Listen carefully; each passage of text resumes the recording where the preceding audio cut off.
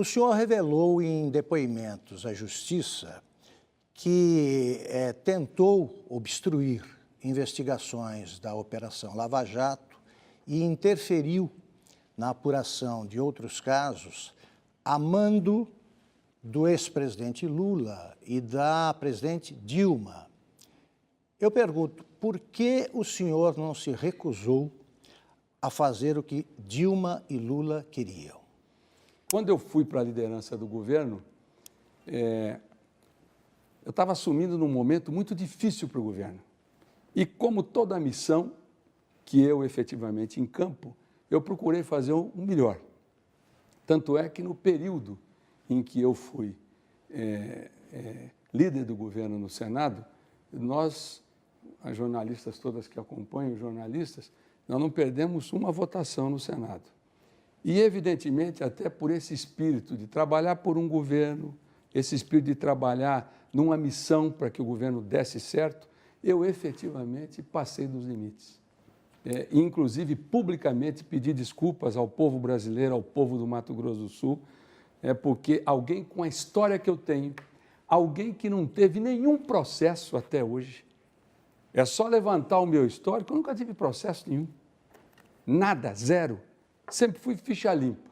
E, evidentemente, com a liderança do governo, assoberbado, e, efetivamente, num momento que eu não avaliei bem, até em função dos meus princípios, da minha formação, da minha educação, eu acabei cometendo esse deslize e fui, efetivamente, denunciado por obstrução de justiça. E é importante registrar. E eu quero destacar que obstrução de justiça é uma falha grave, que eu me desculpei, não devia ter feito isso, até pela minha formação e pela minha história.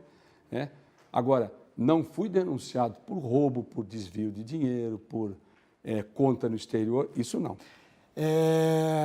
O senhor disse que foi o presidente, o atual presidente, em exercício, Michel Temer, quem chancelou a nomeação do Jorge Zelada, sabidamente uma pessoa envolvida no esquema de corrupção da Petrobras, que levou dinheiro de propina. Um outro delator disse que também Michel Temer seria o destinatário de 5 milhões de dólares, também fruto do propinoduto. Pergunto para o senhor acha que o presidente Michel Temer tem envolvimento em esquema de corrupção? Flávio, essa sua pergunta é a primeira questão. Quando eu disse que ele tinha indicado Zelada, e eu senti uma preocupação enorme, uma resposta imediata dele. Quando você indica alguém, eu conheço máquina de governo, quando você indica alguém para o governo, isso não quer dizer que você indicou alguém para roubar.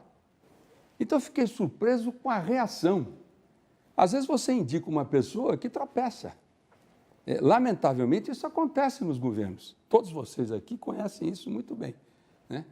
Então, inegavelmente, com a resposta dele, dizendo que ele tinha endossado o nome da bancada, acho que não é essa a discussão. Eu acho que, efetivamente, existe o processo, a Lava Jato, ela vai prosseguir. Em Curitiba, ela vai prosseguir agora, principalmente num outro patamar, porque o que a população pergunta é o seguinte: pegaram o dirigente de estatal, pegaram operador, pegaram executivos de empresas, pegaram donos de empresas, empresários. Onde é que estão os políticos? Mas, portanto, estamos tratando de um homem inocente. Então, Como? Inocente, eu digo, o Michel Temer não é uma pessoa inocente de indicar uma pessoa que ele não teria mais ou menos ideia do currículo, do que ele poderia fazer. Eu prefiro acreditar que eu prefiro acreditar que ele tenha endossado a indicação da bancada, mas vejo com muitas preocupações o que vem por aí, até porque não é só o Zelada a questão.